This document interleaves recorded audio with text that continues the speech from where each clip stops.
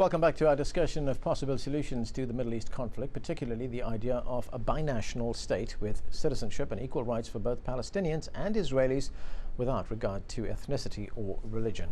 I'm joined by Dr. Ahmed Khatib, the head of the Palestinian Government Media Center in Ramallah, and by Ali Abunimeh, a Palestinian-American journalist and advocate of the so-called one-state solution. Before we get back to the questions, we have the results of our instant poll we conducted over the break. We asked, should the Palestinians and Israelis be pursuing a one-state solution?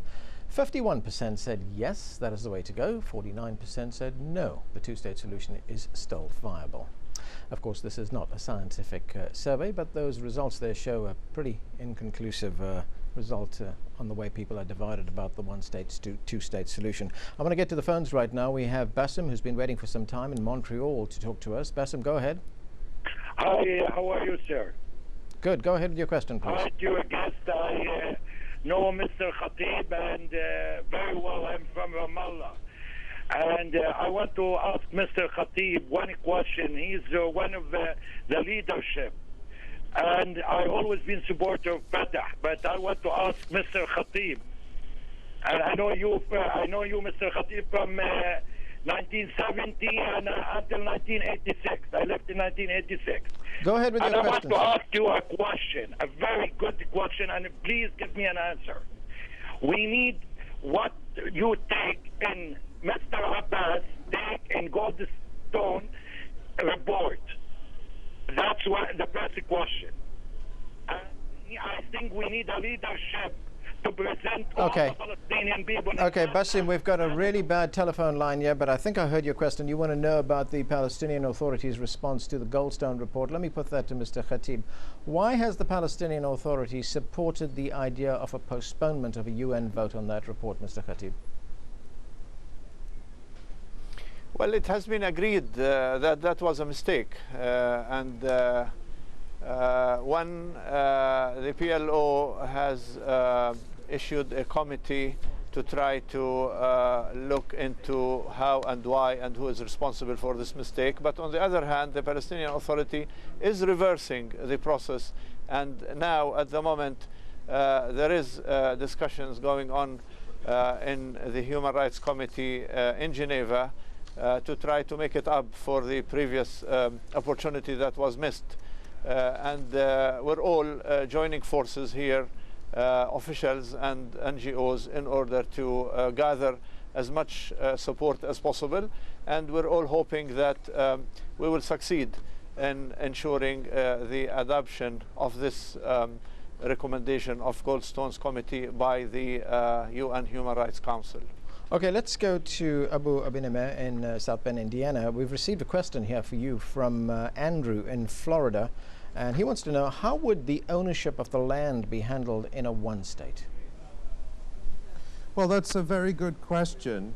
Of course, that's a question that applies in any solution because you know, you've had Palestinians who've been forcibly dispossessed of their land, just the same way that Jews had their land confiscated in Europe. And so for people who have had their land unjustly taken or other property, Palestinians lost homes, artwork, insurance policies, farms, all of this is documented. Their property, where it exists, should be returned to them, or proper restitution should be made. There are, of course, precedents for this under international law, and so it's not an insurmountable problem. It's certainly a difficult one, but it's not insurmountable, and it would apply in any solution.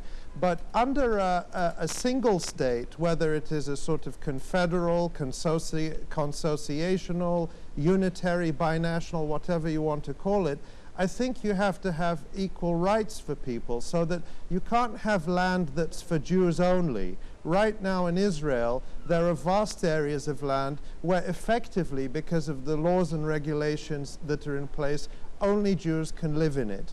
And so what we need to have is a situation where everybody can have a home, everyone can live in the land, regardless of their religion. And of course that would apply to Palestinian refugees who are now forbidden from returning to their land or homes for the sole reason that they're the wrong religion. We would have to guarantee everybody's rights equally, and that of course would include Israeli Jews who would have to be protected as well. Okay, let's go to the phones again. Fahim is calling from London. Fahim, go ahead.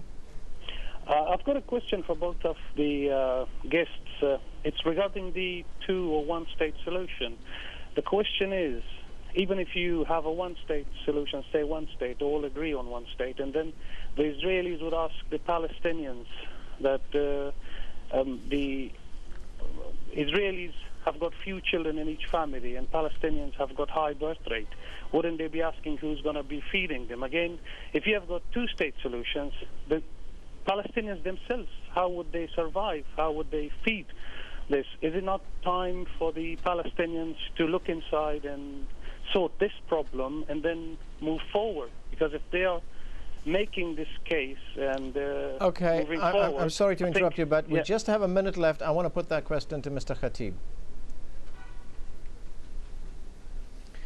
Yeah, well, first of all, the main problem with this issue is that we don't have the luxury of the choices of one state versus two states.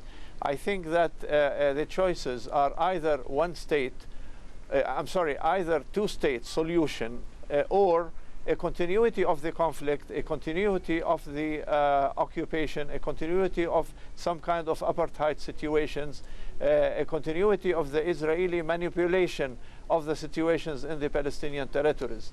That's why most of the Palestinians are still looking for the possibility of two states, because the alternative to this is not one state, actually, unfortunately. The alternative to this is apartheid, is continuity of the occupation, is continuity of the disintegration of the Palestinian territory. Okay, so I'm going to have to interrupt you there. We've run out of time. Thank you for joining us.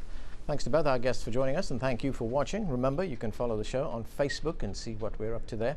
You can check out our upcoming shows and send your questions and comments as well. On the next show, Pakistan braces for a major military offensive against insurgents along the Afghan border as hundreds of thousands of civilians flee, fearing what may be a long and bloody confrontation. Be sure to tune in for that. We'll see you then.